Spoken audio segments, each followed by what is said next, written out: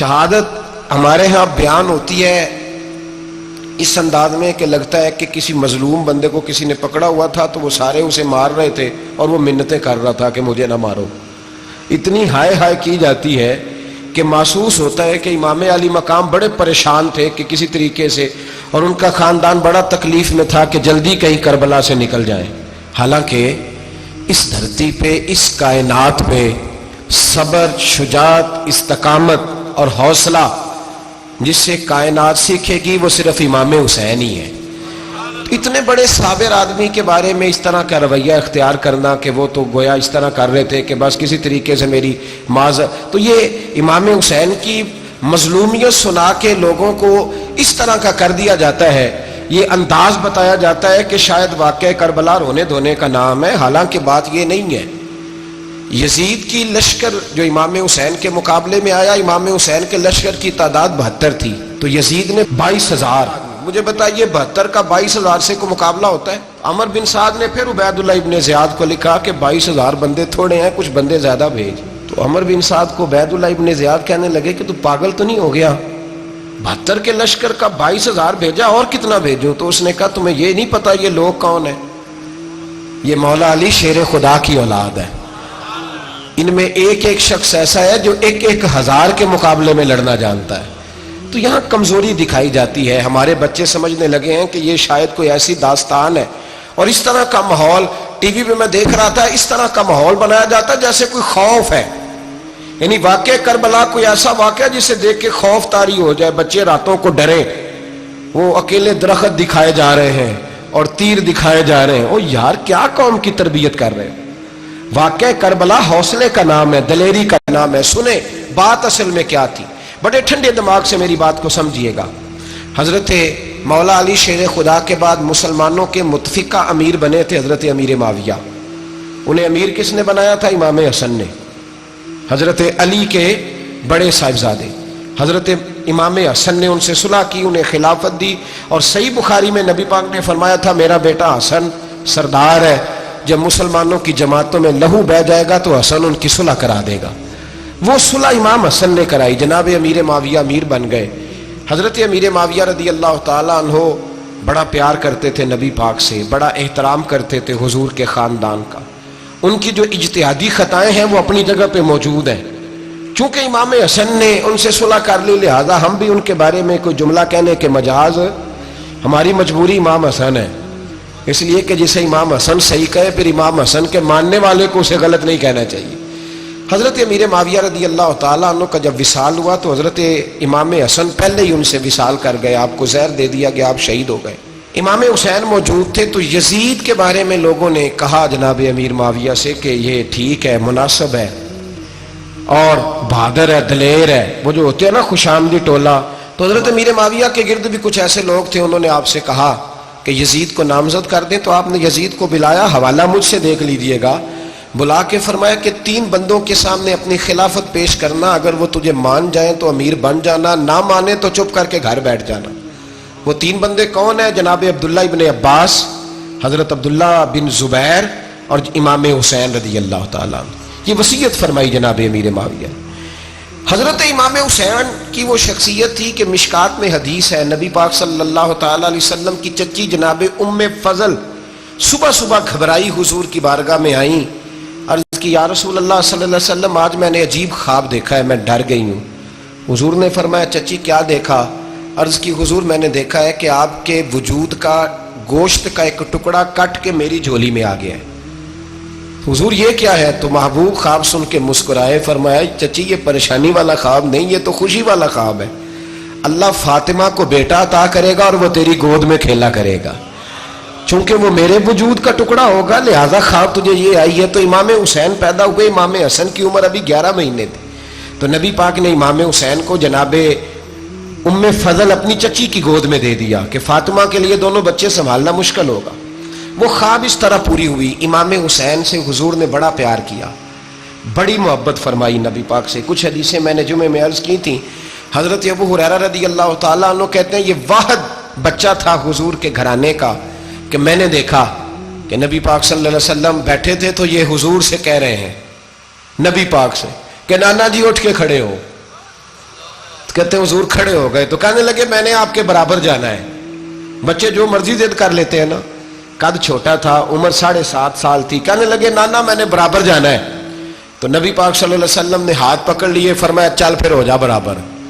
تو حضرت ابو ہریرہ کہتے ہیں انہوں نے حضور نے ہاتھ پکڑے, اوپر کھینچا تو امام حسین نے پہلے اپنے پیر حضور کے گھٹنوں پہ رکھے, پھر نبی پاک کے سینے پہ رکھے, اور جب ان کا قد سر تھوڑا سا حضور سے اونچا ہو گیا تو محبوب فرمانے لگے چل بس کر, تو نے تو کہا تھا آپ کے برابر ہونا ہے, تو اوپر نکل گیا ہے, چل بس کر. فرماتے پھر امام حسین نے زبان باہر نکالی تو محبوب ان کی زبان چوسنے لگے, پھر ساتھ لٹا لیا اور انہیں سونگھنے لگے. تو میں نے عرض کی حضور آپ حسین کو سونگھتے کیوں ہیں؟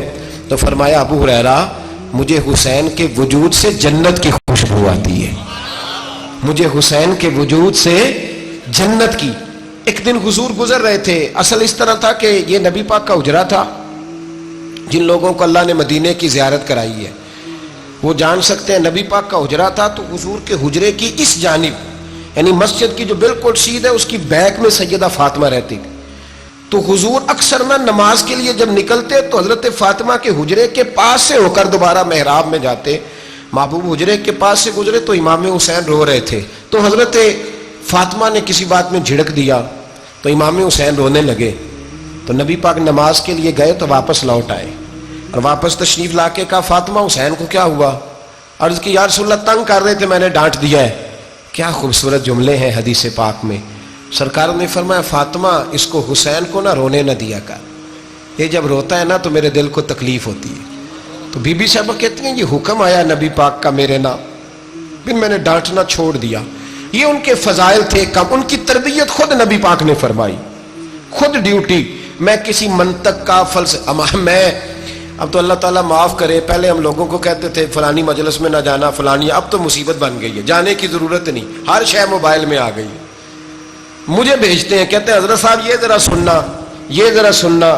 کل کراچی سے کچھ مہمان آ گئے تو اب بچوں نے وہ کلپ سنبھال کے یہ مولوی دیکھو کیا کہتا ہے. اب آیتیں پڑھی جا رہی ہیں قرآن پاک کی, اتنا ٹکڑا یہاں سے لیتے ہیں, اتنا ٹکڑا یہاں سے لیتے ہیں, اور ملا کے پتہ نہیں کون سا مکسچر بنا رہے ہیں. کسی آیت کا ترجمہ نہیں, کوئی واضح حدیث نہیں. ایسے ہوا ہوگا, پھر اس کو اس سے جوڑ لیں تو کیا بنتا ہے, اتنی جمع کر. یہ کون سا دین ہے جو توڑ مروڑ کے بیان کر رہے ہیں؟ کون سا مذہب ہے؟ دین تو واضح کھلی کتاب ہے. اب ہمارا یہ شوق ہے, ہم ہر تماشا دیکھنا چاہتے ہیں, ہم اپنے لوگوں کی قدر نہیں کرتے, اور بڑی بڑی دور جا کے ہم غلط معاملات میں جاتے ہیں, پھر ذہن ہمارے شکوک کا شکار ہوتے ہیں. ہمیں سمجھنا چاہیے کوئی ایسی کسی دلیل کی ضرورت نہیں ہے. جب ان کے واضح چیزیں ان کی کتابیں میں موجود ہے, حدیث میں موجود ہے, قرآن مجید میں ان کے فضائل کھل کے موجود ہے, تو دور جانے کی کیا ضرورت. حضور ان کی ٹریننگ کراتے تھے. پہلی بات تو یہ ہے کہ نبی پاک نے دعا مانگی تھی, یا اللہ میرے گھر والوں کو زیادہ روزی نہ دینا, انہیں ایک وقت روٹی دینا, ایک وقت کی بھوک دینا. یہ جو 10 دن کربلا میں انہیں ٹینشن نہیں نہ ہوئی, انہیں عادت تھی فاقہ کرنے کی, انہیں 3 دن وصلی روزے رکھنے کی عادت تھی. پہلی بات. دوسرا یہ کہ جہاد کی تربیت حضور خود کراتے تھے. حضرت فاطمہ الزہرا کہتی ہے میں پردے کے پیچھے دیکھ رہی تھی, نبی پاک نے امام حسن اور حسین سے فرمایا چلو میرے سامنے کشتی لڑو. تو دونوں حضرات آپس میں جب کشتی لڑنے لگے تو نبی پاک نا امام حسن کو کہتے ہیں حسن حسین کو ٹانگوں سے پکڑو, حسن حسین کو پیچھے سے پکڑو. جب نبی پاک بار بار امام حسن کو بتا رہے تھے تو سیدہ پیچھے سے بول پڑی, کہنے لگی یا رسول اللہ آپ چھوٹے کو بتائے, آپ بڑے کو بتا رہے. بڑا تو پہلے 11 مہینے بڑا ہے, تو آپ چھوٹے کو بتائے بڑے کو بتا رہے. تو فرمایا فاطمہ تو چپ کرنا, جو میں دیکھ رہا ہوں تو نہیں نہ دیکھ رہی, ایک کو میں بتا رہا ہوں دوسرے کو جبریل امین بتا رہے ہیں. تو یہ حضور نے اپنے سامنے ان کی تربیت کی, ٹریننگ. ہوا یہ کہ یزید جب امیر بنا نا, 2-3 چیزیں ہوتی ہیں جب کسی بندے کو قابو کرنا ہوتا ہے, 2-3-4-5 چیزیں ایسی ہوتی ہیں جس سے بندہ قابو آتا ہے. تو اس نے بھی فوری طور پہ یزید نے دیکھا میرے لیے مسئلہ کیا بن سکتا ہے. ولید بن عتبہ اس وقت مدینے کا گورنر تھا. یزید نے اس کو خط لکھا کہ امیر عرب کا رواج آج بھی ہے کہ جب تک نئے خلیفہ کی بیعت نہیں ہو جاتی پرانے کے انتقال کی خبر ہی نہیں دیتے, اس کو رکھے رکھتے ہیں. یہ ان کا طریقہ ہے. وہ کہتے ہیں کہ ولی عہد اچھی طرح قبضہ کر لے پھر بتائیں گے. حضرت امیر معاویہ کا وصال ہو گیا, بتایا نہیں. یزید نے اب کیا کیا, چونکہ بڑا چلاک آدمی تھا, بڑا شاطر تھا, بڑا تیز تھا, اس نے ولید کو خط لکھا, کہنے لگا کہ فوری طور پہ عبداللہ ابن عباس کو بلاؤ اور اسے کہو میری بیعت کریں. یہ جو بیعت ہوتی تھی نا، یہ بھی سن لے کیا ہوتی تھی. یہ بیعت حلف ہوتا تھا کہ میں اللہ رسول کے نام پہ حلف دیتا ہوں کہ میں یزید کی اطاعت کروں گا، میں اس کے خلاف کوئی بغاوت نہیں کروں گا. یہ بیعت لوگ سمجھتے ہیں کہ بس ہاتھ پکڑنے کا نام بیعت تھا. اس بیعت کا متبادل جمہوری ملکوں کے اندر ووٹ آیا ہے، تو کہا بیعت کرے. حضرت عبداللہ ابن عباس کو بھی بلاؤ، عبداللہ بن زبیر کو بھی بلاؤ، امام حسین کو بھی بلاؤ. امام حسین آدھی رات کے وقت بیٹھے تھے مسجد نبوی میں، چونکہ پانچوں نمازوں کی آپ امامت کرتے. امام حسین نماز پڑھا کے عشاء کی بیٹھے تھے. جناب عبداللہ بن زبیر، عبداللہ بن زبیر کون تھے؟ یہ نبی پاک صلی اللہ علیہ وسلم کی پھوپھی پوتے تھے اور جناب صدیق اکبر کے نواسے تھے حضرت عبداللہ بن زبیر. اور جناب زبیر بن عوام عشرہ مبشرہ صحابی ہیں، ان کے بیٹے تھے. بہت زیرک آدمی تھے. یہ بھی امام حسین کے پاس بیٹھے تھے. عبداللہ ابن عباس بھی تھے جو حضور کے چچا کے بیٹے ہیں، اس امت کے پہلے مفسر ہیں قرآن پاک. یہ لوگ بیٹھے تھے. تو ولید نے ایک بندہ بھیجا، اس نے آ کے کہا جناب آپ کو گورنر صاحب نے بلایا ہے. تو عبداللہ بن زبیر کہنے لگے حسین اس وقت بلانے کی بات سمجھ میں نہیں آئی. تو امام حسین بڑے بصیرت والے تھے، اللہ نے بصیرت دی تھی. کہنے لگے عبداللہ آپ کو سمجھ نہیں آئی، مجھے سمجھ آ گئی ہے، امیر معاویہ وصال کر گئے اور یہ ہمیں جو بلایا گیا ہے نا، یہ یزید کی بیعت کے لیے بلایا گیا ہے. تو کہا پھر آپ آدھی رات کو نہ جائیں، آپ کے لیے خطرہ ہوگا. تو امام حسین فرمانے لگے خطرہ حسین کو نہیں ہوتا. نہیں کہا پھر بھی آپ مہربانی کریں ذرا احتیاط سے جائیں. تو جناب عبداللہ ابن زبیر نے، عبداللہ ابن عباس نے 14 بندے نیزے دے کے، تلواریں دے کے امام حسین کے ساتھ بھیجے اور کہا کہ امام حسین اگر اس نے کوئی غلط ملت بات کی نا، زبردستی بیعت کرنے کا کہا، تو آپ بس کوئی ایک بات اونچی آواز میں کر دینا، یہ سپاہی پیچھے آ جائیں گے. امام حسین ان 14 بندوں کو لے کے گورنر ہاؤس پہنچ گئے. جب آپ وہاں پہنچے اس نے بتایا، اس نے کہا جی حضرت امیر معاویہ انتقال کر گئے اور آپ نے یزید کی بیعت کرنی ہے. تو امام حسین فرمانے لگے میں چھپ کے بیعت نہیں کروں گا، مجمع لگاؤ، جمعے والے دن اعلان کرو. جو طریقہ ہے حضرت ابوبکر صدیق کا، جو طریقہ ہے حضرت عمر فاروق کا، جو انداز حضرت عثمان غنی کا ہے، جو مولا علی کا ہے، سر عام اعلان کرو. اگر ساری دنیا یزید کی بیعت کرے گی تو میں بھی تیار ہوں. تم مجھ سے بیعت لے کے پھر لوگوں کو بتانا چاہتے ہو کہ حسین بیعت ہو کر رہے ہیں تو تم کیوں نہیں کر رہے؟ میں عام آدمی نہیں ہوں، لہذا چھپ کے بیعت نہیں کرتا. جب یہ بات کی نا تو ولید بڑا نرم دل تھا اور امام حسین کی شان کو جانتا تھا. وہ جانتا تھا یہ نبی پاک کا خاندان ہے. اس نے کہا جی مجھے تو حکم تھا، باقی آپ حضور کے نواز ہیں، میں کر کچھ. وہاں ایک بڑا بدبخت شخص بیٹھا تھا، عبد الملک بن مروان. وہ ولید سے کہنے لگا کہ اگر حسین آج تمہارے ہاتھ سے نکل گئے تو تمہارے لیے بہت بڑا مسئلہ کھڑا ہو جائے. انہیں جانے نہ دینا، یا بیعت کراؤ یا ان سے کہو جنگ کے لیے تیار ہو.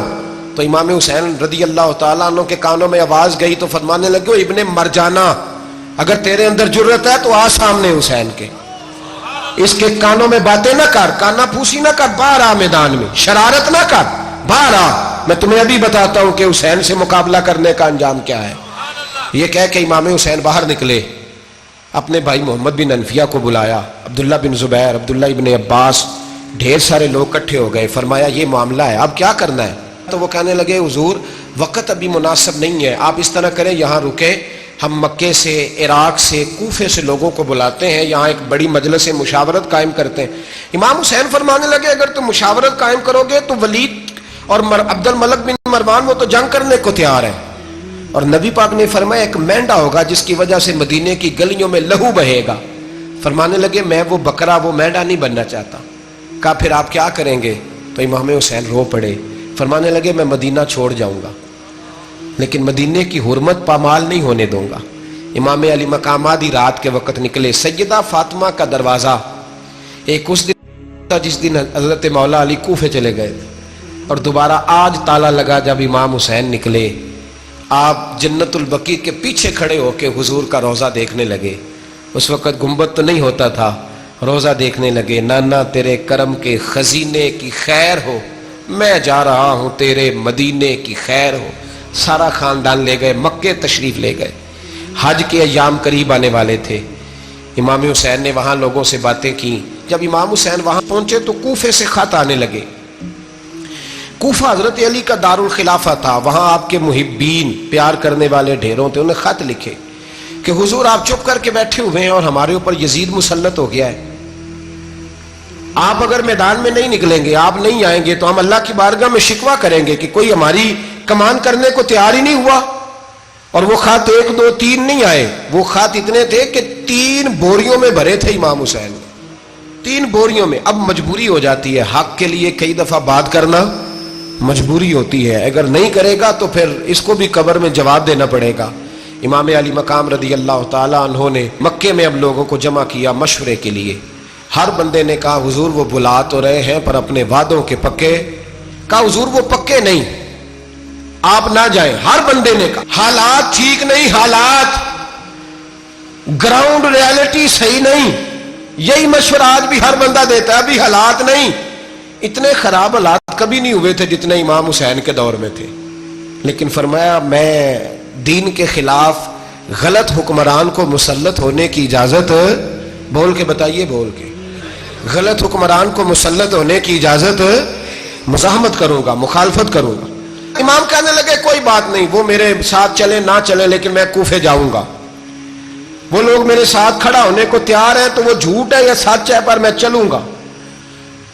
جب امام علی مقام نے اصرار فرمایا تو جو آپ کے قریبی صحابہ کرام کی اولادیں تھی ساری، یہ بھی اب بیماری ہے. کچھ لوگ کہتے ہیں جی صحابہ نہیں ساتھ چلے، تو میں کہتا ہوں اہل بیت نبوت کے تو کل افراد 21 تھے، تو 72 میں باقی اولادیں کس کی تھی؟ وہ ساری صحابہ کی اولادیں تھیں.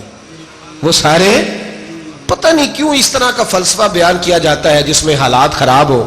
حضرت سیدنا امام علی مقام کو جب بہت زیادہ کہا گیا نا تو امام حسین رضی اللہ تعالیٰ انہوں نے فرمایا چلو میں ایک کام کرتا ہوں، مسلم بن عقیل کو بھیجتا ہوں. حضرت علی کے بھتیجے ہیں، امام حسین رضی اللہ تعالیٰ عنہ کے چچا کے بیٹے ہیں، حضرت عقیل کے صاحبزادے مسلم بن عقیل. بڑے سمجھدار آدمی تھے، معاملہ فہم تھے، بڑے جری تھے. اتنا زبردست مشورہ کم لوگ دیتے ہیں جتنا حضرت مسلم بن عقیل دیتے تھے. ان کو بھیجا گیا کوفے. اب اس میں بڑی تفصیل ہے، وہ اپنے 2 بچے بھی لے گئے. جب وہ کوفے پہنچے نا تو کوفے پر جناب نعمان بن بشیر کی حکومت تھی. آپ گورنر تھے اور اہل بیت سے بڑی عقیدت رکھنے والے، نرم رویہ. عبید اللہ ابن زیاد کوفے کا گورنر نہیں تھا، یہ کسی اور علاقے کا تھا. جب آپ وہاں پہنچے تو نعمان بن بشیر نے دیکھا کہ حضرت مسلم بن عقیل آئے ہیں تو لوگ دوڑے ان کی بیعت کرنے، بھاگے. اتنے لوگ جمع ہوئے کہ ایک دن میں 17,000 آدمی نے بیعت کر لی. کتنے بندے جی؟ 17,000 آدمی ایک دن آیا. اب وہ جو امام مسلم بن عقیل کے وہاں نعرے لگانے والے تھے کہنے لگے حضور یہ پہلے دن کی کارکردگی ہے، 2-4 دن میں دیکھیے کیا ہوتا ہے. 2-4 دن میں کیا ہوا؟ 40,000 آدمی نے بیعت کر لی. اب وہ 40,000 بندہ تیار ہو گیا. ادھر سے جو یزید کے وفادار تھے انہوں نے خط لکھا یزید کو کہ تو نے بڑا نرم آدمی گورنر بنایا ہے اور 40,000 بندہ چلا گیا حسین کی طرف.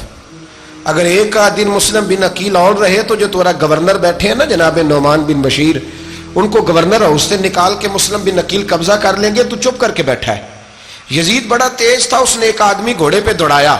عبید اللہ ابن زیاد ایک اور علاقے کا گورنر تھا پر بڑا ظالم سا بدماش تھا، بڑا سخت گیر آدمی تھا. اس کو کہا کہ تو پہلے ایک صوبے کا گورنر ہے، جا تجھے دوسرا صوبہ بھی دیا. اس طرح کار فوری طور پہ کوفے پہنچ اور جا کے مسلم بن عقیل کو گرفتار کر، جو آدمی ان کا ساتھ پھر بھی دے اسے قتل کر دے. اس نے کیا کیا؟ وہ آدھی رات کو آیا، منہ چھپایا، جبہ پہنا.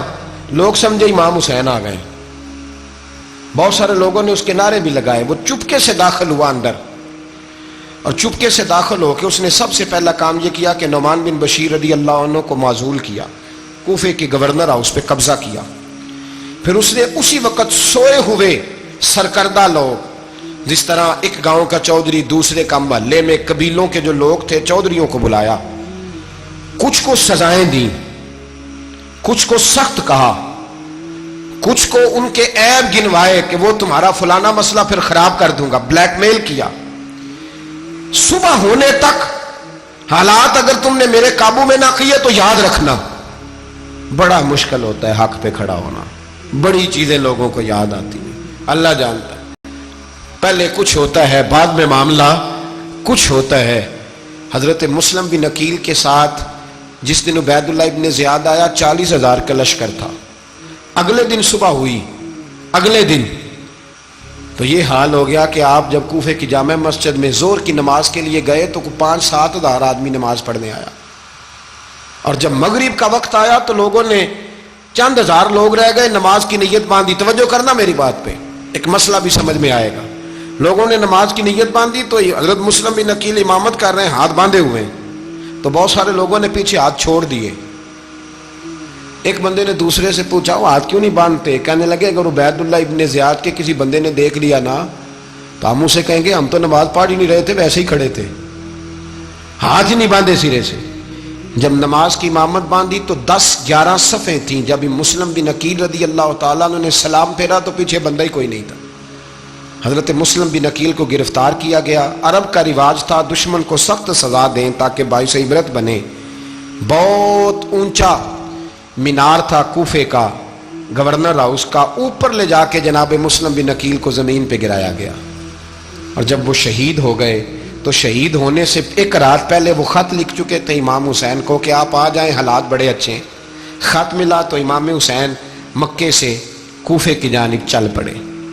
امام علی مقام رضی اللہ تعالیٰ عنہ جب چل پڑے, تشریف لا رہے تھے تو رستے میں فرزق شاعر ملا, بڑا محب اہل بیت تھا. رستے میں ملاقات ہوئی, اللہ اکبر. حضرت مسلم بن عقیل جب گرایا شہید ہو گئے تو پھر اس نے اس طرح کیا کہ آپ کی لاش کو لٹکا دیا چوک میں. لوگ دیکھتے تھے تو عورتیں بچوں کہتی تھی تو نے باہر نہیں نکلنا, ہم نے نہیں امام حسین کے ساتھ چلنا, بس بس بڑا خوف ہے, کوئی بندہ نہ باہر نکلے, کوئی نہیں ضرورت ہمیں, حالات بہتر ہوگی تو دیکھی جائے گی. آج کتنے لوگ ہیں, کتنی دیگیں پکی, کتنی نیازیں بٹی, کیا کچھ ہوا. آپ ناراض نہ ہونا, میں آپ میں سے ہوں, آپ مجھ سے ہیں, یہ بات آپ کی نہیں میری سب کی ہے. آج بھی اگر امام حسین کے نام پہ جان دینے کی باری آئے گی تو دیگیں ہی رہ جائیں گی. ناراض تو نہیں ہو گئے آپ لوگ؟ فٹافٹ مائیں کہیں گی باہر دی جانا, بالکل پتر سانو کی لگے, سارا دن کوئی ہمارے لیے. وہ پیر صاحب تو کرتے رہتے ہیں باتیں, ان کا تو کام ہے, خبردار ہم نے نہیں جانا. دیگیں دینے کو سارے تیار ہیں, جانے دینے کو تیار ہونا. ناراض ہو گئے آپ لوگ؟ چلو کوئی نہیں, ہو جاؤ, خیر صلی اللہ ہے, بات تو ٹھیک کر رہا ہوں نا. حضرت امام حسین رضی اللہ تعالیٰ عنہ نے فرزق شاعر رستے میں ملا تو امام حسین کو کہنے لگا کہاں جا رہے ہیں؟ فرمایا میں کوفے جا رہا ہوں. کہنے لگا حضور نہ جائیے گا, لوگوں کے دل آپ کے ساتھ ہیں, تلواریں آپ کے ساتھ نہیں. سیدنا امام حسین رضی اللہ تعالیٰ عنہ کو آ کے کہا حضور وہ سارے کوفے والے مانتے ہیں کہ بات حسین کی ٹھیک ہے لیکن آپ کی سپورٹ نہیں کریں گے. اور اگلی بات فرزق نے یہ کی کہ حضور میں حضرت مسلم بن عقیل کی لاش کو لٹکی ہوئی دیکھ کے آیا ہوں کوفے کے چوک میں. بڑا ہی خوبصورت فکرہ ہے امام حسین کا. فرمانے لگے میرا بھائی لٹکا ہوا تھا, کہیں کسی کے آگے جھکا تو نہیں تھا؟ لٹکا ہی تھا نا, کہیں جھکا تو نہیں کسی کے آگے؟ کہا حضور نہیں. تو آپ فرمانے لگے اگر مسلم بن عقیل لٹک گیا تو حسین بھی لٹک جائے گا, لیکن جھکے گا. حضرت امام حسین تشریف لائے, بچوں سمیت آئے. حر بن یزید ایک شخص تھا.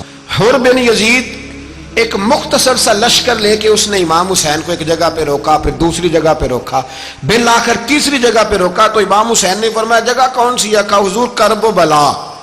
فرمایا بس یہی خیمے لگا دو, یہی.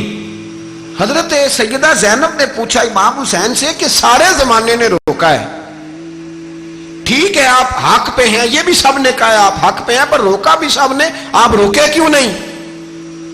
تو ابن کثیر اور ابن اسیر لکھتے ہیں کہ امام حسین رو پڑے, کہنے لگے بہن میں رک جاتا پر میں نے رات کو نانا مصطفیٰ کو خواب میں دیکھا ہے. تو حضور نے فرمایا حسین اگر آج یہ رواج پڑ گیا نا یزید جیسے لوگوں کا تو قیامت تک پڑا رہے گا. پھر لوگ کہیں گے کوئی نکلا نہیں تھا تو ہمیں بھی نکلنا. پھر لوگ ظالموں کے سامنے گردنیں جھکانے کے عادی ہو جائیں. میں کہتا رہتا ہوں, کہہ رہا ہوں, کربلا کی جنگ کفر اسلام کی جنگ نہیں, کفر اسلام کی جنگ نہیں کربلا کی. کیونکہ یزید تو بڑا پکا نمازی تھا, خطبہ دیتا تھا وہ تو. جب امام حسین رضی اللہ تعالیٰ عنہ نے کربلا کے میدان میں جمعے کا دن تھا تو یزید کے سامنے کو بات کرنی شروع کی, عمر بن سعد کے سامنے. تو عمر بن سعد کہنے لگا حسین زیادہ باتیں نہ کر, ہمارا جمعہ لیٹ ہو رہا ہے, جنگ کے لیے تیار ہو, فٹافٹ آ. اہل بیت نبوت کو قتل کریں گے اور قتل کے بعد پھر نماز پڑھیں گے اور پھر کہیں گے اللہم صلی علی محمد وعلی آل محمد, اسی نماز میں پھر درود بھی پڑھیں گے. یہ کیسا مرتبہ ہے, کیسا انداز ہے, دوستی قاتل سے بھی مقتول سے یارانہ بھی. امام حسین نے حر بن یزید امام حسین سے کہنے لگا مجھے حکم ہے آپ کو روکنے کا, آپ آگے نہیں جا سکتے. امام صاحب نے فرمایا وجہ زمین اللہ کی ہے. اس نے کہا آپ بیعت نہیں کر رہے, یزید کی حالات آپ کے حق میں درست نہیں ہیں, آپ نہیں جائیں گے. امام روک گئے. ظہر کی نماز کا وقت ہوا تو حضرت علی اکبر امام حسین کے بڑے صاحبزادے, انہوں نے اذان ظہر پڑھی تو حور بن یزید کے لشکر نے امام حسین کے پیچھے نماز ادا کی. کہا بھئی تم مقابلے میں آئے ہو, نماز پیچھے پڑھتے ہو؟ کہا حضور مقابلہ تو تلواروں سے کر رہے ہیں, پر ہمارا دل تو مانتا ہے نا کہ مصطفیٰ کا نواسہ بڑی شان والا ہے. حور بن یزید نے 3 نمازیں لشکر سمیت امام حسین کے پیچھے پڑھی ہیں, 3 نمازیں, ظہر اثر اور مغرب. پھر امام حسین کے سامنے شرائط پیش کی کہ آپ کو یہاں گھیر لیا گیا ہے, یہاں آپ بیعت کریں گے, یہاں آپ جنگ کریں گے, 2 ہی باتیں. امام حسین نے فرمایا نہیں بھائی بیعت تو میں نہیں کرتا, اس کے علاوہ تم جو کہتے ہو میں کرنے کو تیار ہوں. اس نے خط لکھا, عبید اللہ ابن زیاد کو ایک بندہ دوڑایا پیچھے کوفے, چند میل پہ کوفہ تھا. کہا وہ نہیں مان رہے, کیا کرنا ہے؟ تو حسین ابن علی ہے, میں زیادہ دیر انہیں روک بھی نہیں سکتا. انہوں نے پیغام دیا حور بن یزید کو کہ کرنا کچھ بھی نہیں, ان کا پانی بند کر دو, بلیک میل کرو, کھانا پانی نہیں ملے گا, چھوٹے چھوٹے بچے ہیں, خود ہی مان جائیں گے. حضرت امام علی مقام کے بارے میں حور کے پاس جب یہ پیغام آیا تو حور کہنے لگا میری طبیعت نہیں مانتی حسین پر پانی بند کروں, دل نہیں مانتا. جب یہ لفظ کہے نا دوبارہ تو پھر عبید اللہ ابن زیاد نے عمر بن سعد کو 10,000 آدمی دے کے بھیجا. کہا حور بن یزید لچک دکھا رہا ہے حسین کے حق میں. ایک رے کا علاقہ تھا, بڑی وہاں فصل ہوتی تھی, لوگ کوشش کرتے تھے وہاں کا گورنر بننے کی, کوشش کرتے تھے. تو عبید اللہ ابن زیاد کہنے لگا تمہیں رے کی گورنری ملے گی, سب سے سرسبز و شاداب علاقہ, تمہیں وہاں کا گورنر بنایا جائے گا اگر حسین کے خلاف لڑو گے. یہ اتنی زبردست ہوتی ہیں گورنریاں کہ گورنریوں کے لیے لوگ نسل رسول کے خلاف بھی نکل آتے ہیں. یہ اتنی تگڑی ہوتی ہیں, اتنی جلدی وفاداریاں بدلتی ہیں. وقت اتنا نہیں کہ میں مزید تفصیل میں جاؤں. امام حسین کو روک لیا گیا, عمر بن سعد نے روک لیا. 1 محرم کو امام آئے, 7 محرم تا روکا گیا, 7 محرم کو پانی بند کر دیا. جانور پانی پیتے تھے, گھوڑے پیتے تھے, کتے پیتے تھے, لیکن مصطفیٰ کے گھرانے کو پانی پینے کی اجازت. 3 دن تک پانی بند رہا. 9 محرم کو عمر بن سعد نے اور لوگ بلائے. شمر ایک بڑا سخت آدمی تھا, سنگ دل بدبخت, جس نے حضرت علی اصغر کے گلے پر تیر مارا تھا, وہ اور لشکر لے کے آیا. رات کو کہنے لگا امام حسین رضی اللہ تعالیٰ عنہ سے کہ بس بڑا ہو گیا, یہ 9-10 محرم کی درمیانی رات, یہاں آپ جنگ کریں گے یا آپ بیعت کریں گے, 2 ہی باتیں. امام حسین اندر گئے, سیدہ زینب سے مشورہ کیا, باہر آئے, فرمایا بات وہی ہے جو پہلے دن والی ہے. امام حسین رضی اللہ تعالیٰ عنہ نے فرمایا بھائی بیعت تو میں نہیں کرتا, باقی جو تمہارا پروگرام ہے.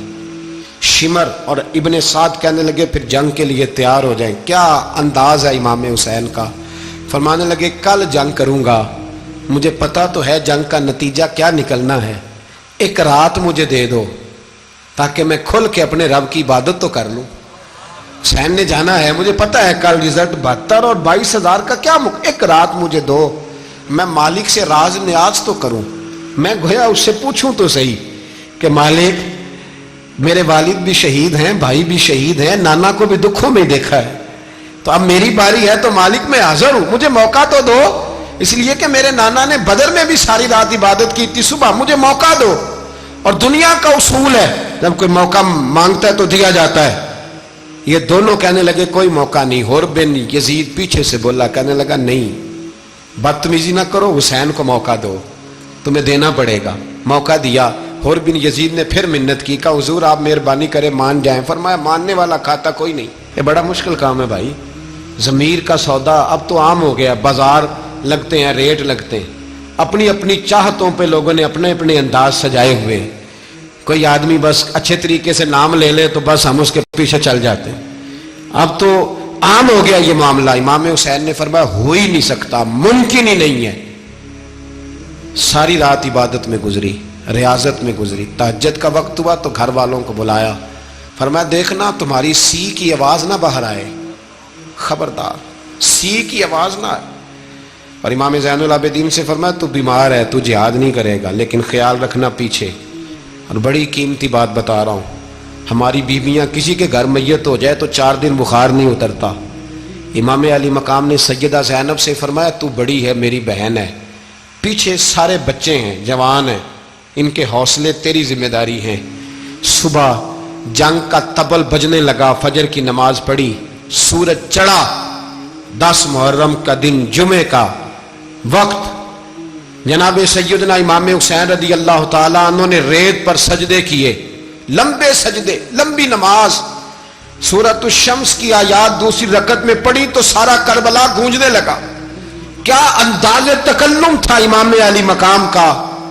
نماز مکمل ہوئی تو حور بن یزید، عمر بن سعد اور شیمر سے کہنے لگے واقعی حسین سے لڑو گے؟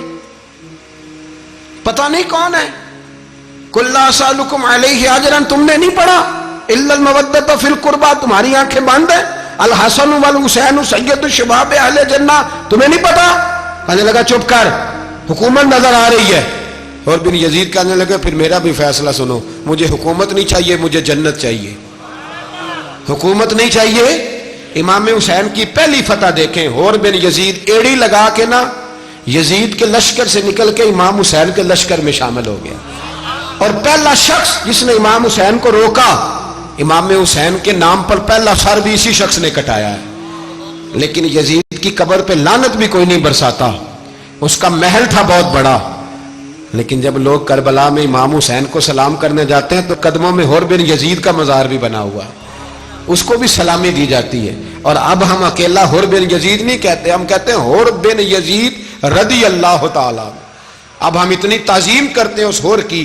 جناب امام حسین کو میدان میں کھڑا کیا گیا، جہاد کا طبل بجا، پہلے خدام آئے، اور سن لو آج وہ پتہ نہیں بازاری سے لوگ چڑھ گئے ہیں سٹیجوں پہ، بازاری سے، نہ چہرے پہ داڑھی ہے، نہ سر پہ کوئی کپڑا ہے، بازاری لوگ ہیں، بھاگ رہے ہیں، بازو چڑھائے ہوئے ہیں، بٹن کھولے ہوئے ہیں، تماشا بنا دیا۔ سننے والوں کا بھی اللہ ہی حافظ ہے، وہ سٹیج پہ یہ اہل بیت کی شان بیان کرتا ہے، بھاگ کے ادھر جاتا ہے، یہ کوئی طریقہ ہے؟ سننے والوں کا بھی عجیب انداز ہے، ہر بندے کو سننے بیٹھ جاتے ہیں۔ دین مہذب ہے، تہذیب والا ہے، دلائل رکھتا ہے، دین وقار رکھتا ہے، ایسے لوگ اب دین بیان کریں گے؟ حضرت سیدنا امام حسین رضی اللہ تعالیٰ عنہ صبح جب جہاد کا وقت آیا، پتہ کون کون تھے کربلا میں؟ امام حسین کے ساتھ امام حسین کے 4 بھائی تھے کربلا میں۔ کتنے؟ بول کے بتائیں۔ حضرت علی کے 4 بیٹے، عباس بن علی، جن کو حضرت عباس کہا جاتا ہے نا، علمدار، یہ حضرت علی کی دوسری زوجہ میں سے۔ عباس بن علی بھی تھے، اور ابو بکر بن علی بھی تھے، عمر بن علی بھی تھے، عثمان بن، یہ حضرت علی کے بچوں کے نام ہیں۔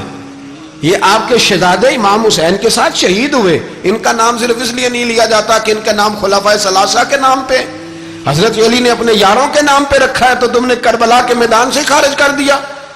یہ تینوں شہزادے حضرت جناب سیدنا امام حسین کے ساتھ تھے، یہ بھی شہید ہوئے۔ حضرت جناب زینب امام حسین کی سگی بہن ہے، ان کے 2 بچے تھے، اون و محمد۔ جب امام حسین میدان میں جانے لگے تو جناب زینب بچوں سے کہنے لگی نہ، پہلے بھائی نہیں جائے گا، پہلے بھانجے جائیں گے۔ 2 بچے شہید ہوئے۔ حضرت قاسم بن حسن امام حسن کے بیٹے تھے، وہ جب میدان میں جانے لگے تو امام حسین نے کہا نہیں بھائی تو نہیں جائے گا، تو میرے بھائی کی نشانی ہے، میں جاؤں گا۔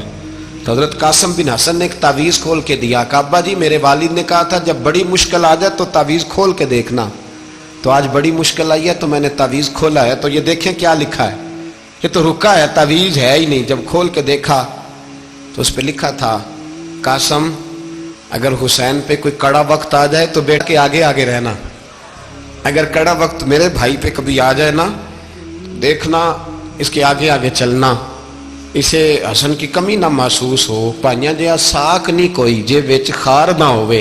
سیدنا امام حسین پہلی دفعہ کربلا میں اس وقت روئے جب یہ رکا، آپ نے دیکھا تو فرمایا ٹھیک ہے، اگر حسن کی یہ وصیت ہے تو میں نے زندگی میں اگر ان کی ہر بات مانی ہے اب بھی مانوں گا، تمہیں اجازت ہے۔ جناب قاسم بن حسن 16 سال کا جوان جب میدان میں نکلے تو ہائے ہائے پتہ نہیں کہاں سے آ گئی ہے۔ امام قاسم بن حسن جب میدان میں نکلے تو تبری سے لے کر علامہ ابو الاسناد صاحب سب کو پڑھ کے تو دیکھو، 3 دن کی پیاس ہے، شدید آزمائش ہے، دکھ ہیں، تکلیفیں ہیں، پھر بھی پہلی دفعہ جب میدان میں گئے ہیں واپس آئے ہیں 19 لوگوں کو قتل کر کے واپس آئے. سناؤ قصہ خیبر کو تمامی اپنے بچوں کو. علی کی داستان سن کے دلوں سے ڈر نکلتا ہے.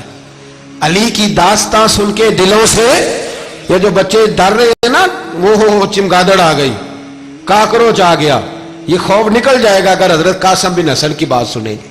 درجنوں لوگ آپ نے قتل کیے. ایک دفعہ آئے، کہا چاچا یزید کا لشکر تو بڑا بزدل ہے، اگر چند قطرے پانی میرے حلق سے گزرے تو میں سارے کاٹ کے لے آؤں گا آپ کے پاس، چند قطرے.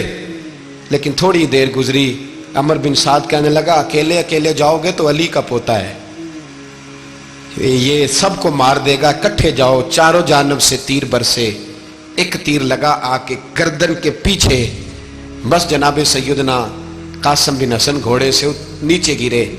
تو جناب زینب حوصلہ کر کے آنسو سمیٹ کے کہنے لگی میں دیکھ رہی ہوں پردے کے پیچھے سے حسین میرے بھائی کا بیٹا گر گیا ہے، جا اسے اٹھا کے لا.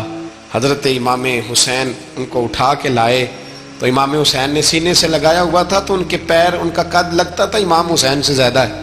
اٹھا کے لایا، لٹا دیا گیا. امام حسین کے اپنے بڑے بیٹے میدان میں نکلنے کو، علی اکبر نام ہے، جب جن لوگوں نے حضور کو نہیں دیکھا تھا وہ جب کہتے نا ہم نے نبی پاک کا دیدار نہیں کیا تو بتاؤ کس طرح کے تھے، تو بتایا جاتا تھا کہ جناب علی اکبر کا دیدار کرو، ہم شبیہ مصطفیٰ.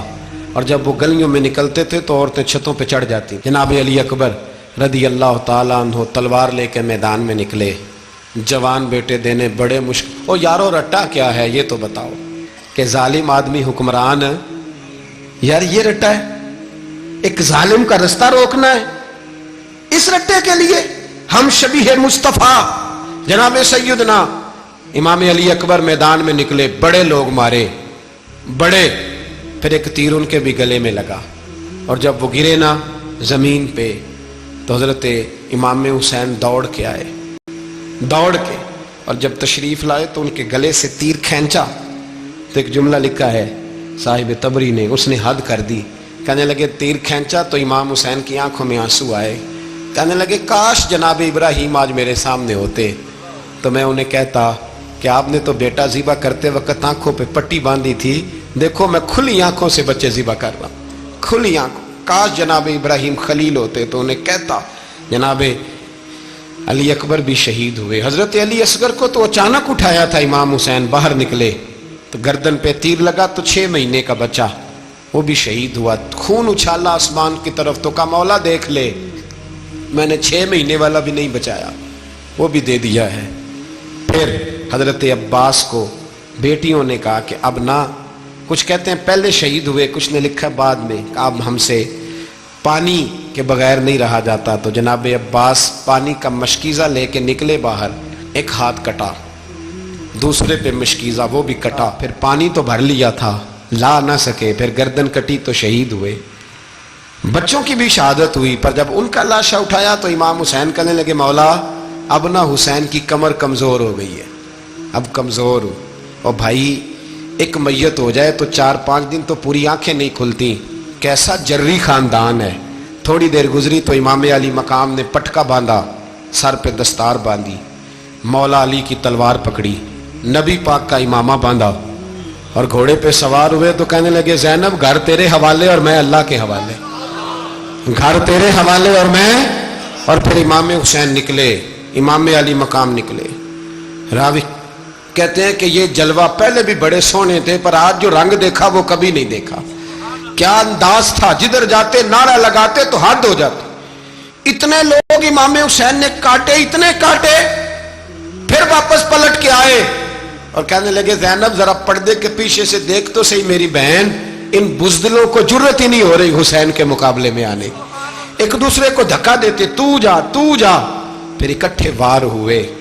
یہ کون ہے کٹا ہوا، لباس ہے پھٹا ہوا، یہ بال یقین حسین ہے، نبی کا نور عین ہے. پھر چاروں جانب سے تیر برسے. تو امام علی مقام چونکہ نماز کا وقت ہو گیا تھا، اترے گھوڑے سے، خون بہ رہا تھا، گرم ترین ریت سے تیمم کیا، سر سجدے میں رکھا اور جب शिमर आपकी गर्दन काटने लगा तो कहने लगे ठहर जा जरा रब से एक बात कर लेने दे। और फिर बोले इमाम हुसैन, कहने लगे मालिक तू अब बता के हुसैन से राजी है कि नाराज है, तू बता। तो फिर एक आवाज आई, या अय्यतुहन नफ्स मुतमइन्ना इरजिई इला रब्बिकी रादियतम मर्दिया। फरमाया नफ्स मुतमइन्ना वापस आ जा, तू अल्लाह से राजी है, अल्लाह तुझसे राजी। इमाम हुसैन वहां शहीद हो गए। अब ये काफिला इमाम हुसैन का सर काट, जरा देखना गौर करना, सर काट के नेज़े पे रखा है, जिस्म करबला में पड़ा है। औरतों को घोड़ों पे बिठा के ले जाया गया यजीद के दरबार में। यजीद, पहले उबैदुल्लाह इब्ने ज़ियाद ने बदतमीजी की, फिर यजीद ने की। सऊदी अरब का एक मौलवी बोल रहा था, सऊदी अरब का, उनसे भी बड़ा इश्क है, जिसने तकरीर सुननी हो मेरे पास है। हमें लोग मशवरे देते हैं कि जो यजीद को अच्छा कहे और हुसैन को बागी कहे उसको हम इमाम मान लें। उस बेशरम बेहया को जो नबी पाक के घराने के बारे में बके उसे इमाम। सऊदी अरब में मस्जिद नबी में दर्स देने वाला जिसने तकरीर सुननी हो मेरे पास है। वो कहता है यजीद तो बड़ा अच्छा आदमी था, उसने तो बड़ी खिदमत की, तो मैंने उसे कहा रिश्तेदारी कर ला यजीद के साथ, करीब हो जा। शर्म नहीं आती?